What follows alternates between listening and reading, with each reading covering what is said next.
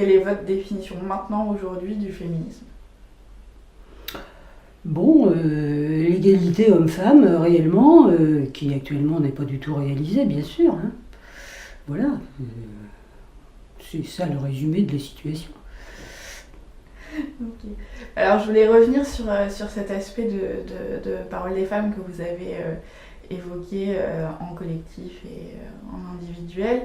Et justement, comment le planning est peut-être une force d'écoute des femmes et en quoi c'est important pour les femmes d'avoir un lieu pour parler, peut-être entre elles ou être écoutées. Bon, tous les groupes ne sont pas géniaux. Ça dépend toujours des participantes. Bon, si elles sont, enfin, si elles disent pratiquement rien et qu'elles ne veuillent discuter que de techniques contraceptives, c'est pas d'un intérêt considérable. Quoique, déjà, elles en partent avec l'idée que c'est à elles de choisir. Ce qui est quand même fondamental avant d'aborder un médecin autre. Parce que les médecins, ils ont quand même des mauvaises habitudes de ce côté-là. C'est-à-dire? C'est-à-dire que c'est eux qui savent, et pas la femme. Donc ils ne sont pas prêts du tout à entendre que la femme, elle sait pour elle ce que le médecin ne saura jamais, et beaucoup mieux que lui. C'est évident. Et que pour que ça marche, il faut que les deux savoirs se coïncident, quelque part. Et est-ce que vous avez des souvenirs de groupes collectifs comme ça, où quelque chose a émergé, ou enfin, des souvenirs qui vous ont marqué, comme ça, de paroles de femmes qui se libèrent ou de femmes qui prennent conscience peut-être d'aspects politiques? Bon, il y a eu des groupes qui ont dérapé sur le clitoris et la masturbation. Il y a des groupes, enfin dérapé. On ne peut pas appeler ça déraper. Bien entendu, on dit on peut parfaitement discuter sexualité, avortement, bon, enfin de tout, violence, tout ça est annoncé comme étant possible dans la discussion. Il y a des femmes qui en discutent, et puis des groupes qui en discutent, et puis d'autres pas. Et c'est très intéressant, les groupes où tout le monde discute, et où la femme, même quand elle est sortie du bureau du médecin, retourne discuter dans le groupe. Parce que la discussion l'intéresse vraiment, et que elle n'est pas restée là uniquement parce qu'elle attendait son tour. Voilà. Mais ça se voit, ce genre de groupe, bien sûr, heureusement.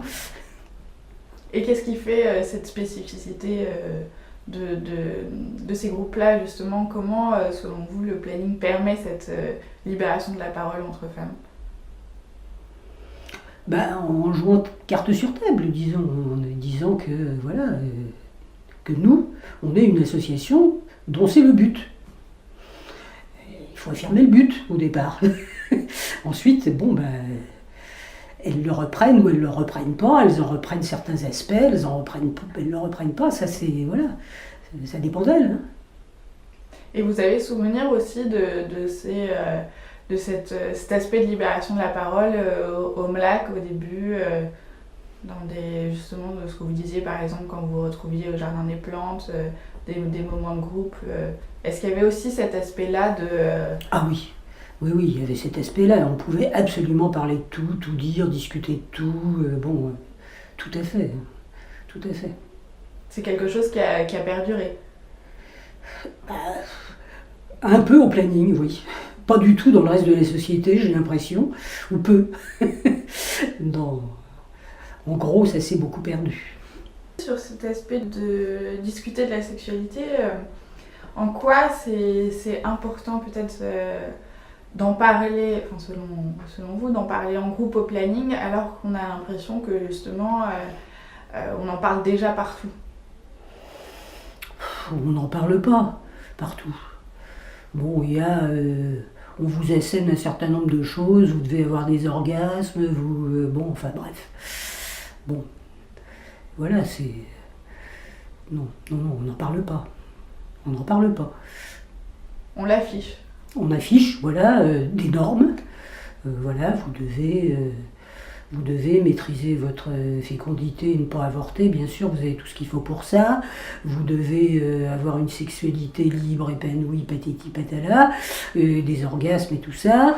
Tout ça c'est affiché. Hein. C'est des normes sociales actuelles. Voilà, alors évidemment, comme toujours dans ce cas-là, personne n'est conforme aux normes. Ça va de soi, mais personne n'ose le dire non plus.